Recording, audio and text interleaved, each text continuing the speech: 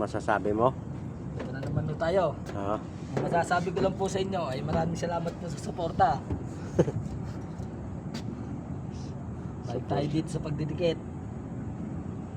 Huwag kayo magdidikit sa akin, baka kayo madikit ako. Haplusin mo yung ibabaw. Yan, para madulas. Yan. Kasi na ako. Nihilot ko pa yan. Hilot na hilot yan eh.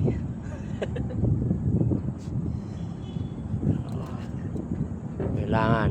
Ang kailangan lang ay tibay ng loob. Ah, Tibay ng damdamin. yun lang.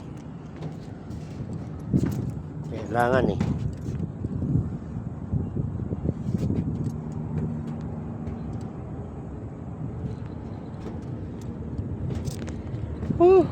Parang uulan na talaga.